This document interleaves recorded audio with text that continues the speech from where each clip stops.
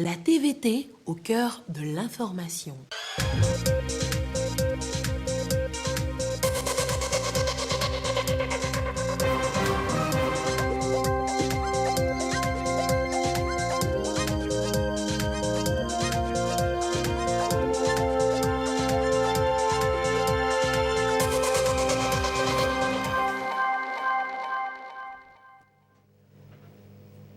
Bonsoir à toutes et à tous. Merci d'être avec nous pour ce journal.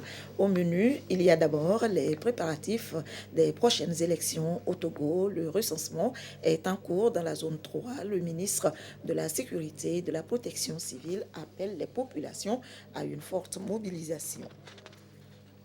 Restauration du paysage forestier de Salemdé dans la région centrale. Un nouveau projet est mis en œuvre. Les coopératives sont mises à contribution pour lutter contre le réchauffement climatique. Et puis la conférence publique sur la culture au service de la diplomatie à l'Université de Lomé, conférence animée par l'ambassadeur de France au Togo pour valoriser les modèles culturels des pays. Voilà pour les titres. Bienvenue dans ce journal. Les législatives et les régionales, c'est pour très bientôt au Togo. Les préparatifs vont bon train. Le recensement électoral suit son cours dans la zone 3 et qui a d'ailleurs été prorogé jusqu'au mercredi 14 juin 2023.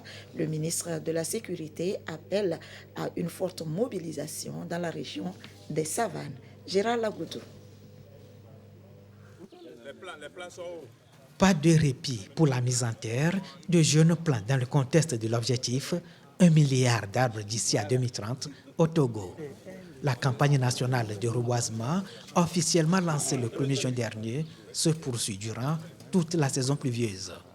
Ici à Tandouaré, le choix est porté sur le site du camp des réfugiés ghanéens, victimes des affrontements intercommunautaires de 2013 à 2014 au Ghana. Beaucoup sont repartis, mais le site est là. Il faut essayer de reboiser. Aujourd'hui, nous n'avons plus de faune. Avant, dans la région des Savanes, il y avait la fosse aux lions, où c'était vraiment une grande forêt. Aujourd'hui, tout est parti. Vous allez un peu dans la Kéran, c'est seulement les sacs de charbon que vous trouvez au bord de la route. Mais il faut remplacer ces arbres. Nous allons reboiser notre pays. Donc, nous sommes dans la région des Savanes, précisément dans la préfecture de Tandouaré. C'était pour le suivi des opérations de recensement. Comme on le dit, l'occasion fait le larron. Nous avons eu à bénéficier d'une pluie avant-hier et hier. Donc naturellement, les cadres ont décidé, avec la population, le préfet en tête, de planter au moins un arbre ce matin, avant de nous lancer dans les centres de recensement pour une fois encore sensibiliser les derniers à venir se faire recenser. Le monsieur a rappelé que la CENI a ajouté 48 heures. Donc les opérations de recensement continuent. Je crois qu'avec ça, nous allons faire le maximum. Et parmi les essences mises en terre, le manguier, l'oranger, le cocotier et bien d'autres jeunes plants, même les non-fruitiers. Ça va toujours servir à l'humanité. Mettre un arbre sous terre ou un plant sous terre, c'est une chose, mais l'entretien, une autre. Il faut veiller à ce que vraiment ces plants grandissent. Il ne faut pas mettre ça 3 jours après, ça se sèche et c'est fini. Nous allons bénéficier de la bonté de la nature par les pluies, mais après, il faut assurer la relève pour arroser nous-mêmes ces plants pour ne pas faire un travail inutile. Dans le même élan, les autorités locales ont été appelées à prendre des dispositions pour lutter efficacement contre la divagation des animaux domestiques en vue de favoriser la croissance de ces jeunes plants. Chaque participant est invité à mobiliser les communautés à la base autour du recensement électoral biométrique 2023 qui prend fin officiellement dans la zone 3 le 14 juin prochain. Toujours dans la région des Savanes, un centre de formation technique et professionnelle ouvre ses portes à Gando, dans la préfecture de Loti Sud. Ceci grâce aux liens de coopération toujours au beau fixe entre l'Allemagne et le Togo. Gérard Lagoudou. Le centre de formation technique et professionnelle de Gando renforce sa capacité d'accueil à travers de nouvelles infrastructures. À cela s'ajoutent des équipements. Le tout pour ouvrir également la porte à de nouvelles offres de formation. CLTP Gando ne développait que 2 filières, notamment l'électricité d'équipement et la maçonnerie. Avec ce projet, il y aura désormais des filières comme l'agro-pastoral. Il y aura plus précisément ici une fromagerie. Parce que nous sommes dans la zone des élevages. Donc il faut transformer le lait des cheptels. La chaudronnerie, communément appelée soudure. Il y aura également la formation en énergie renouvelable photovoltaïque. Il y aura également la formation sur la transformation des produits agricoles. Et donc ces équipements sont déjà là. Nouveaux ateliers qui sont construits pour héberger ces différentes filières. L'ouverture de la filière couture, puis dans le futur, l'hôtellerie également. Une grande allégresse parce qu'aujourd'hui nous sommes très rassurés qu'on aura une formation complète ici. Nous n'allons pas décevoir le chef de l'État. Plutôt, c'est le lieu de montrer à tout le monde que le chef de l'État travaille. C'est le fruit de la coopération germano-togolaise à travers le projet PAFPE, programme de formation technique et professionnelle et emploi des jeunes avec le financement de la banque allemande KfW. Et je suis là avec notre délégation allemande et c'est une grande délégation. Nous sommes toutes très impressionnés de ce nouveau pour l'avenir de la jeunesse de la région. C'est très reconnu chez nous et c'est très important de créer une bonne base pour la vie professionnelle pour le futur. Merci à tous et vive la coopération germano-togolaise. Au Togo, environ 18% du PIB national proviennent du secteur artisanal. Et la réception de ces ouvrages et équipements consolide la vision Togo 2025 en matière de création de compétences pour l'emploi. La formation technique et professionnelle est devenue aujourd'hui une réalité dont nul ne peut se passer dans la dynamique de résolution du problème de chômage des jeunes. Le gouvernement togolais l'a compris et ne veut lésiner sur aucun moyen pour y parvenir. Je tiens donc ici à rendre un hommage mérité au chef de l'État, son Excellence Faure Issazimina Yassingbe, pour son pragmatisme, son leadership et son engagement personnel dans la recherche de solutions aux problèmes de chômage des jeunes au Togo. Les présentes réalisations concrétisent ainsi la phase 3 du projet PAFPE, initiative que le ministère délégué en charge de l'artisanat compte étendre tant sur d'autres structures publiques que privées. Le corps enseignant et les apprenants ont été appelés à faire bon usage des ouvrages et des équipements. Dans le contexte du renforcement de la gouvernance locale, la population en âge de voter a été invitée à se faire enrôler pour obtenir la carte d'électeur en vue de jouer leur partition lors des prochaines échéances régionales et législatives. Le Centre international de développement agro-pastoral de Baga à Niamtougou a également reçu la visite de la délégation allemande en séjour au Togo. Le CIDAP est un centre de référence en matière d'agroécologie. Nestor Mozou. Son écho va au-delà des frontières nationales. Le Centre international de développement agro-pastoral de Baga, dans la commune de Dufelgou 1, créé en octobre 1984, a acquis une réputation au fil des années en ce qui concerne l'agriculture climato-intelligente. Le CIDAP s'est aussi spécialisé dans la formation professionnelle et entrepreneuriale. À son arrivée au CIDAP, la délégation allemande a eu droit à la présentation des activités du centre.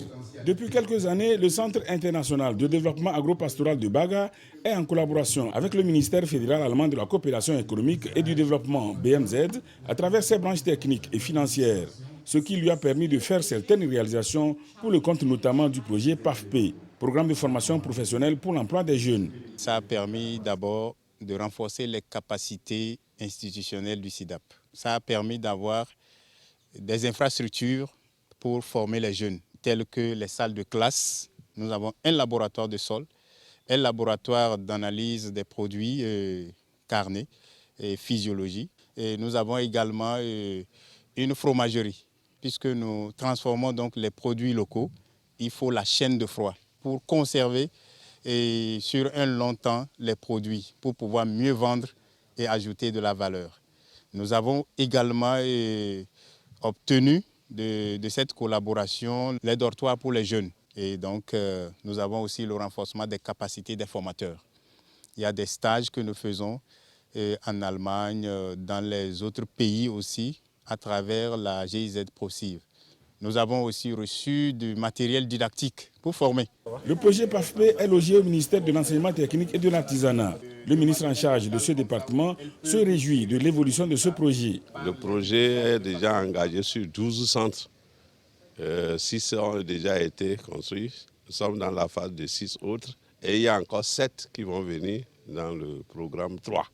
Il y a un autre programme 4 qui va prendre en compte le centre d'excellence de formation technique professionnelle de PIA à Lomé. Et donc c'est avec beaucoup de satisfaction, de joie. Nous profitons de cet instant pour saluer la vision clairvoyante du chef de l'État et la coopération entre l'Allemagne et le Togo qui permet à notre sous-secteur de l'enseignement technique de bénéficier de cette coopération, de ces appuis de l'Allemagne. La délégation allemande se dit satisfaite de ce qu'elle a vu sur le terrain au SIDAP. J'ai pu voir plein de choses. J'ai pu par exemple voir le soutien qu'on apporte à des femmes qui souhaitent se lancer dans le secteur de la fromagerie, donc pour leur donner des chances d'aboutir sur le marché. Ensuite, j'ai eu l'occasion de parler avec des élèves qui apprennent de nouvelles techniques, qui se servent d'ordinateurs, qui ont la possibilité d'effectuer des recherches en de nouvelles méthodes culturelles. Ensuite, j'ai eu l'occasion de parler avec des formants, des formateurs, des professeurs et avec les représentants de la direction. Et l'impression était très positive. Je pense que ça permettra vraiment d'avoir un bon avenir aux générations futures. Les responsables du Centre international de développement agropastoral de Baga émettent le vœu que la coopération germano-togolaise se raffermisse davantage pour que leur structure puisse profiter de plus en plus des appuis du gouvernement allemand afin qu'elle continue par tenir son rang de centre de référence en matière d'agroécologie. La transformation des produits agricoles sur place est désormais possible. Manioc igname transformé en fécule pour en faire du foufou ou associé à la farine de blé pour faire du pain. Le Togo en est capable avec la nouvelle société de commercialisation des produits agroalimentaires que nous fait découvrir Clarisse Aticlé.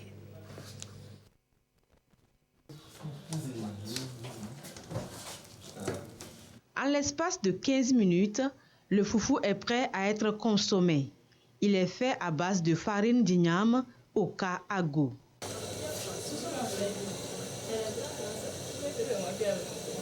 La farine d'igname Oka Ago est produite par la nouvelle société de commercialisation des produits agricoles basée à Atakpamé.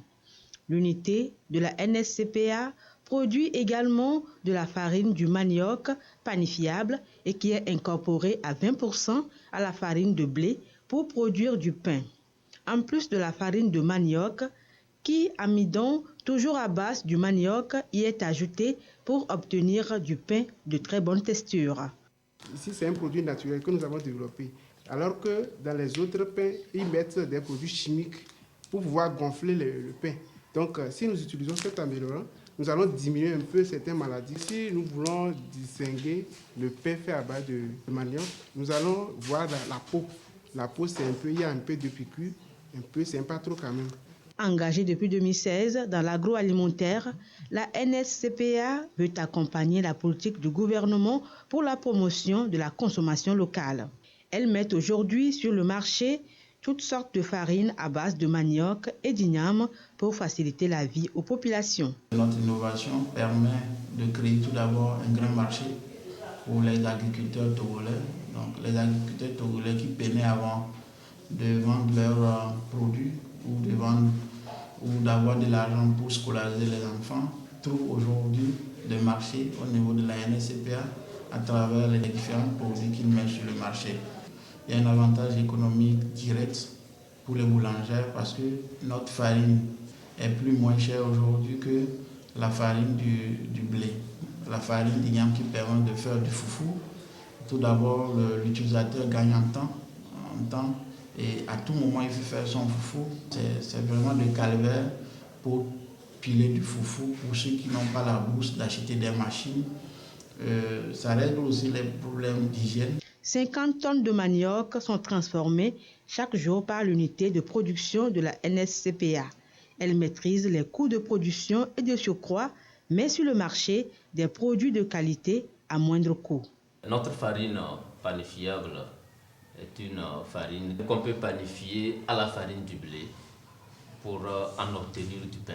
Aujourd'hui, son prix de vente est largement inférieur à la farine du blé, ce qui favorise l'accès facile au pain. Parce que quand la matière pour faire le pain coûte moins cher, le pain aussi quelquefois est plus gros et ça permet la satisfaction de la population. Maintenant, au niveau de la population rurale, ça permet aux producteurs d'écouler rapidement la matière première. Elle apporte également de la valeur ajoutée en matière d'emploi. En général, nous travaillons avec 7500 producteurs de manioc, des petits producteurs de manioc, et 400 producteurs d'igname pour faire nos produits. Donc, au niveau de l'emploi direct, nous sommes au total 85 sur la chaîne de la production jusqu'à la distribution. Les farines à base de manioc et d'igname sont disponibles partout sur le marché. La journée mondiale du lait, c'est chaque 1er juin. Son but est de favoriser une prise de conscience des bienfaits de ce or blanc qu'est le lait. Pour l'occasion, l'ONG OADEL et partenaires ont échangé avec d'autres acteurs impliqués de la région des Savanes sur les enjeux et défis de cette filière au Togo. Gérard Laboudou. Le lait, aliment complet, classé parmi les produits de première nécessité, souvent retrouvés sur le marché, notamment sous plusieurs dérivés. Mais ces dernières années, la filière laitière est confrontée à des difficultés de la production à la consommation, en passant par la transformation, la conservation et la commercialisation. Ce lait peut subir d'autres traitements, comme la fabrication du yaourt, la fabrication du lait caillé, la fabrication du fromage et la fabrication d'autres boissons à base de lait et d'autres, mais par des techniques simples de fermentation. Il y a un certain nombre de défis et enjeux auxquels il faut apporter des remèdes. Système d'élevage des vaches qui n'est plus adapté au contexte réel du Togo avec l'augmentation de la population et l'occupation des zones de pâturage par les champs. Le lait très localement n'est pas aussi bien valorisé. Et face à ces défis, l'ONG OADEL, Organisation pour l'alimentation et le développement local, sensibilise. Ici à Dapaon, autorités locales, organisations de la société civile, médias, organisations paysannes et consommateurs dans la région des Savanes sont orientés vers l'approche « Mon lait est local ». Pourquoi il est important de consommer le lait comme un aliment complet? Ça a été un premier aspect. Le second aspect a porté sur les différentes technologies de transformation de ce lait. Mais également, on a eu à attirer leur attention sur la consommation des produits laitiers qui viennent inonder le marché, dont il faut vraiment faire attention. On a vu qu'il y a l'État togolais qui prend conscience justement du potentiel du secteur du lait et nous avons voulu contribuer à cet effort du gouvernement qui a créé l'IFAD, qui fait la promotion justement des vaches laitières et des produits laitiers. Et pour nous, on se dit que toute filière ne peut pas se développer s'il n'y a pas un marché qui est prêt à absorber justement les produits issus de la transformation. C'est aussi pour ça que nous avons décidé de sensibiliser les consommateurs togolais sur les avantages à consommer du lait mais pas du lait qui est importé. Et au final, ça permet de domestiquer justement l'économie togolaise dans les différentes régions de production de lait. Campagne de mobilisation autour du consommé local, soutenue par l'ONG GEVAPAF et Vétérinaires sans frontières suisse. Elle marque ainsi le 1er juin, journée mondiale du lait. Et à l'issue de la rencontre, le grand public a eu droit sur place à l'exposition vente et à la dégustation de produits laitiers. Environnement et la politique de reboisement au Togo, tout le monde est mis à contribution. Les coopératives de Salemdé à Sokodé jouent leur partition. Un projet est mis en œuvre dans cette optique. Désiré à l'œil. L'un des enjeux mondiaux aujourd'hui reste la protection environnementale. L'urgence, il faut œuvrer à contrer le dérèglement climatique qui pèse lourd sur l'environnement. L'État togolais, avec le soutien des partenaires, multiplie des actions fortes allant dans le sens de préservation et le renforcement du couvert végétal. L'ONG Éducation et Développement, au travers des coopératives de femmes et de jeunes, s'engage à restaurer les paysages forestiers de Salemdé. Pour y arriver, un appui à l'amélioration des conditions d'existence des populations, un paramètre. Le projet consiste à accompagner deux coopératives, notamment les coopératives Arziki et la coopérative Nokoudoumo, contribuer à la restauration d'un espace de plus de 50 hectares. Dans le cadre de ce projet également, une trentaine donc, de jeunes et de femmes agriculteurs vont être renforcés sur les questions donc, de l'agroforesterie. Également, la coopérative Nokoudoumo, qui est spécialisée dans la transformation des amandes de cajou, va être renforcée avec un certain nombre d'équipements pour rendre leur production beaucoup plus professionnelle. Et il s'agira également, dans le cadre de ce projet, pour nous donc, de créer un site de production maraîchère. Nous appelons la population à adhérer à ce projet et parce que ça contribue à la préservation des ressources forestières, mais également à accroître la production agricole dans les communautés. Le ministre en charge de l'environnement et des ressources forestières, lançant ce projet novateur, a appelé tous les acteurs, surtout les populations de Salemdé, à y adhérer massivement pour relever le défi. Les jeunes se sont déjà mobilisés pour mettre en pratique cette réserve qui va nous aider sur le plan économique à réduire la pauvreté. Donc nous sommes très fiers, c'est dans cette dynamique que nous allons travailler pour ne pas détruire la forêt. Un projet qui va dans le sens du développement durable parce qu'il prend en compte les dimensions environnementales, notamment la restauration des paysages et la lutte contre les changements climatiques, mais sur le plan économique, avec le développement des activités entrepreneuriales économiques des femmes et des jeunes, mais aussi sur le plan social avec la prise en compte des personnes marginalisées. Le Fonds mondial pour l'environnement FEM et le PNUD soutiennent le projet qui bientôt fera de Salemdé un espace vert qui contribue à la protection environnementale. Occasion pour le ministre Katari Folubazi et les autres cadres de Tchaoudjo de convier les populations de Tchaoudjo à aller se faire recenser pour obtenir la carte d'électeur. Dans le même contexte, à Péléadéta, des plants de diverses espèces ont été mis en terre pour restaurer son couvert végétal.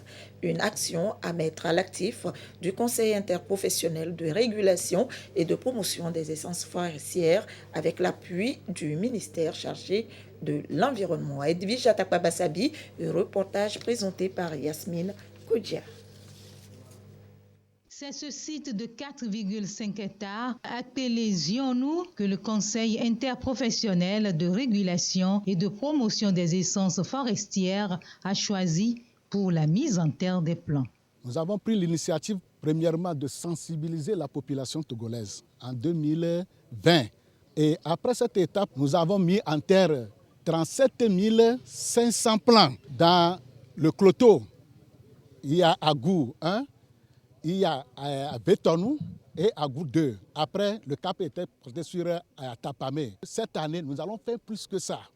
Prochainement, nous allons nous rendre dans Anié, plus précisément à Kolokopé, où 10 États sont déjà préparés et laissés à notre disponibilité. L'ensemble du Togo s'est engagé dans une lutte contre le changement climatique en mettant en œuvre les principes du développement durable depuis le sommet de Rio en 1992. Pour parvenir à ce résultat de 1 milliard d'arbres, il faut que toutes les couches socio-professionnelles, toutes les catégories d'acteurs se mobilisent. Et en dehors de la mobilisation des acteurs, il faut aussi la disponibilité des terres, la disponibilité des plans.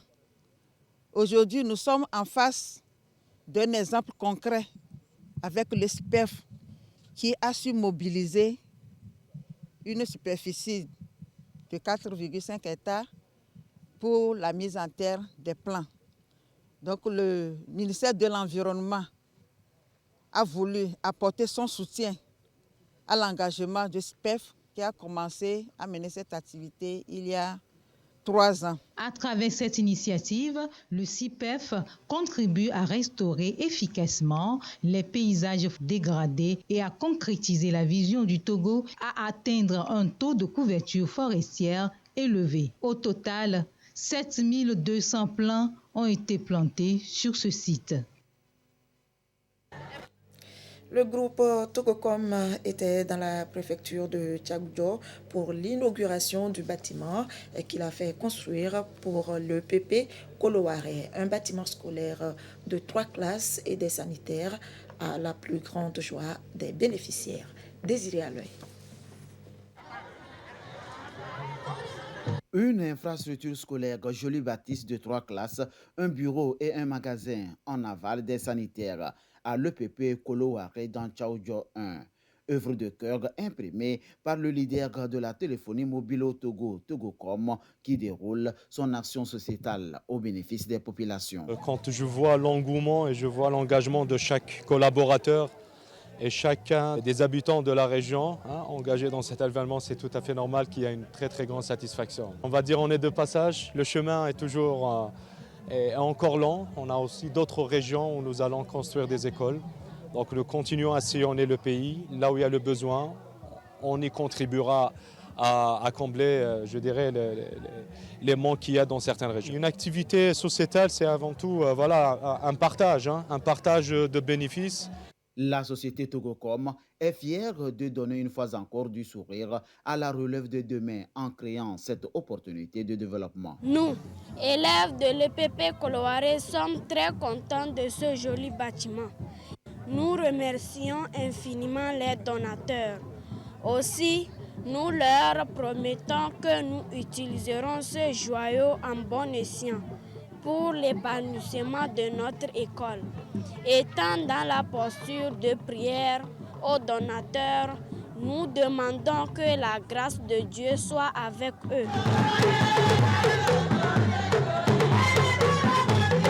L'éducation est célébrée ici. Togocom, toujours plus proche des populations avec lesquelles elle partage les bénéfices. L'infrastructure contribuera à améliorer les pratiques de classe. Grand merci à Togocom pour avoir réalisé ce joli joyau. Avant, nous travaillions dans des conditions les plus difficiles parce que quand il y a les intempéries naturelles, notamment la pluie, nous sommes obligés de libérer les enfants pour les protéger. Aujourd'hui, le système éducatif est très boosté parce que nous voyons que les élèves vivaient dans une mauvaise condition. Et voilà que Togocom est venu à notre secours sous le biais de notre ministère des enseignements primaires et secondaires. Et aussi par le biais de notre président de la République, son Excellence Faure Ressources Nyansimbe. Le leader de la téléphonie mobile au Togo reste fidèle à ses valeurs sociales au travers du programme Nounia Togocom. Les autorités locales ont salué l'action des partenaires ici Togocom aux côtés du gouvernement togolais pour ensemble booster le développement. La société toujours active pour une éducation de qualité au Togo. Éducation, culture, conférence publique axée sur la culture au service de la diplomatie, conférence animée par l'ambassadeur de France au Togo à l'Université de Lomé. Objectif, valoriser les modèles culturels des pays, opportunités et avantages qu'offre la culture. Ulrich Amega nous en dit plus. Des films, des livres, de la musique, des langues, des objets d'art et des peintures traversent les frontières, reliant ainsi les pays et les continents. Ces œuvres culturelles brisent les barrières qui entravaient autrefois les échanges entre les peuples. Les continents et les populations se rapprochent davantage, partagent et échangent sur des sujets d'intérêt commun. La culture et la diplomatie semblent former une alliance solide. Le monde universitaire reconnaît que l'une est au service de l'autre et vice-versa. Les débats de cette conférence publique sont orientés dans cette direction, offrant à tous l'opportunité de saisir cette dynamique. On est dans un cadre bilatéral, mais qui fonctionne plutôt comme un cadre multilatéral. Et c'est très intéressant que les jeunes diplomates que nous formons, les juristes que nous formons, comprennent que les schémas de la diplomatie ont beaucoup évolué et continuent d'évoluer. Il est question de savoir comment est-ce que, quand on est artiste, quand on est culturel, on peut être un diplomate sans avoir fait l'école de diplomatie. Et je pense que les débats que nous avons eus aujourd'hui sont allés dans ce sens. Ce sont des conférences qui ont pour objectif de faire en sorte que l'université ne se recroqueville pas sur elle-même. Il faut que les débats qui se font plutôt dans les murs de l'université puissent s'exporter dans la société, parce que l'université a une mission, le service à la communauté. L'ambassadeur de France au Togo partage sa vision sur ses actions au Togo après avoir échangé avec des étudiants, des diplomates et des responsables d'institutions de différents secteurs. Entre conviction et priorité, diversité d'expression, multilatéralisme et pluralisme, la diplomatie française du XXIe siècle trouve sa position. La culture, ce ne sont pas seulement des valeurs, ce n'est pas seulement l'expression d'une créativité, mais la culture aussi doit être, et on doit l'organiser pour, un facteur de contribution très clair, très net, à l'innovation, à la croissance, aux emplois. Ce sont des métiers, ce sont des filières professionnelles, ce sont des compétences, ce sont des investissements. Assumons le modèle que nous portons, assumons nos valeurs. L'enjeu aujourd'hui est clair, valoriser les modèles culturels.